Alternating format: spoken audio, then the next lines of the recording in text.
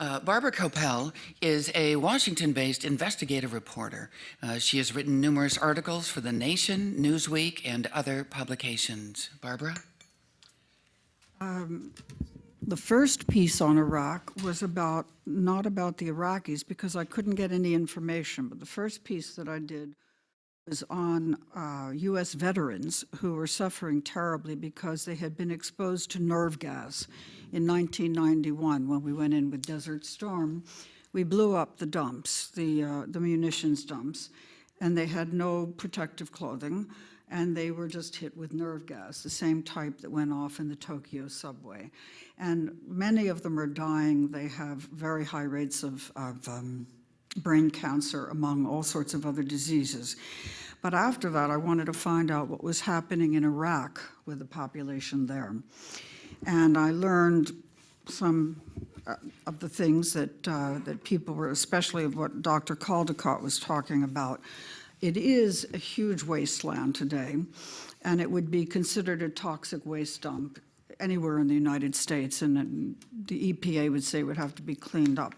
Because what wasn't known was that besides the immediate effect of bombs, we've been bombing since 1991 in two wars, the Desert Storm War and then in 2003, with what the US chooses to call conventional weapons. But in fact, they're radioactive and chemically toxic because they use uranium, and uranium is radioactive. In 91, they used depleted uranium, and their excuse for it not being toxic and radioactive was that it's only 60% as toxic as pure uranium. Well, in fact, that still makes it very toxic. What happens is, and they love, all of the militaries are using them. They explode at extremely high temperatures, and they blast through tanks, they blast through buildings, they can just incinerate a building with one of these bombs.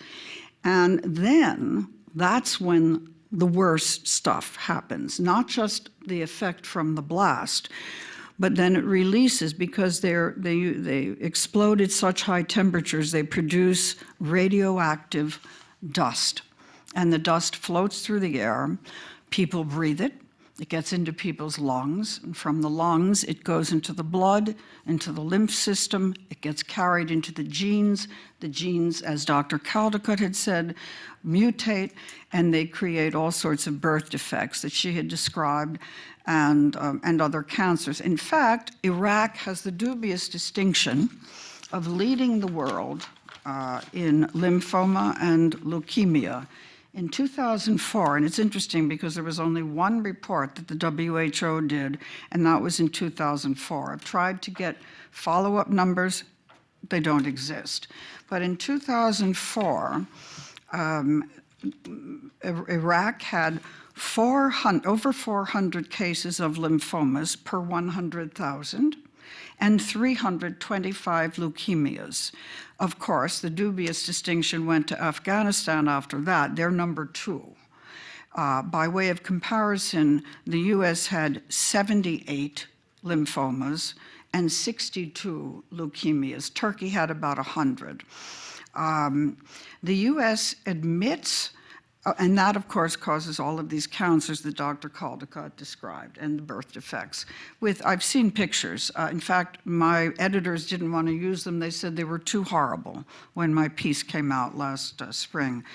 The US admits to using DU, but it doesn't admit to using undepleted or slightly enriched uranium. But scientists who did not believe them picked up samples, urine, soil, rock, from 4 war zones, from Kosovo, from Lebanon, where Israel bombed with them in 2006, from Afghanistan, and from Iraq.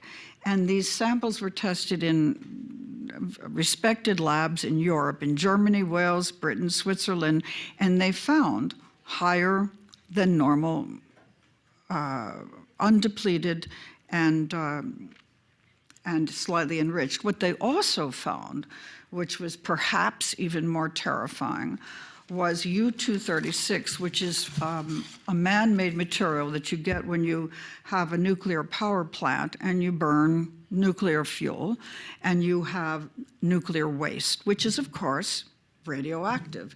And they also found plutonium. The reason this is in the weapons is because the weapons manufacturers choose to use the waste from the nuclear power plants because it's cheap. And the fact that it's radioactive, is radioactive. The apologists, the DOD and others say that, well, humans are, and you'll hear this from even liberal types of people who say, well, people are exposed to uranium all the time. It's in the rocks, it's in the soil, it's natural uranium. But that isn't, it's how you define natural uranium. Natural uranium is not the uranium found in the soil. Natural uranium is what has been mined, crushed, concentrated, and made into 100% pure uranium. There were also burn pits. I don't know if people have spoken about them. I don't know if they had the numbers, but we burned everything in our burn pits, and they went on throughout the war. They burned in 90,000 plastic bottles a day in our largest base. Now, plastic, when it burns, produces dioxin, which is the key ingredient in Agent Orange. And so if you can imagine 90,000 of these are being burned every day, that gives you some idea of what the toxicity is in the environment. The burn pits affected our troops, and some of them came home very ill. They weren't being diagnosed properly by the VA, and so actually the DOD, didn't do it afterwards, sent 200 cases to the head of pulmonary disease at Vanderbilt. And he did biopsies, and he found that they had constrictive bronchiolitis, which is a very debilitating lung disease. And guess what? The DOD didn't send him any more cases after that. I don't want to repeat what other people have said, but when you hear them say that there is no undepleted uranium, no plutonium, no slightly enriched, it's all absolutely false, because in this other article of mine is coming out this coming February with the results from the various labs, which have the numbers and show exactly what they found where. And it will keep on happening, and not just the dropping of the bombs, but what will keep on happening is you never outgrow it. It stays in your system, in your genes, so that they did after uranium oxide dust. It's like a bomb that keeps going off. Your genes are damaged for generations. And scientists found this in 22 generations of mice after Chernobyl. And the only way, as Dr. Caldicott had said, was that you can stop repeating the mutated genes is to stop having children. And so this is just the legacy that we've left. UK troops, Dutch troops, some other troops, ones who were exposed in the Balkans also are having very serious health problems. And it's the US DOD and the VA say that that they were not using these radioactive weapons. Once in a great while, something slips out. And in my articles, it talks about the names of the reports where they have actually admitted that plutonium is in, and U-236 it's unavoidable in the waste from nuclear power plants. So once in a while you get the truth, but unfortunately not very often. And the people of Iraq and our troops and other troops are going to face this for generations. Thank you.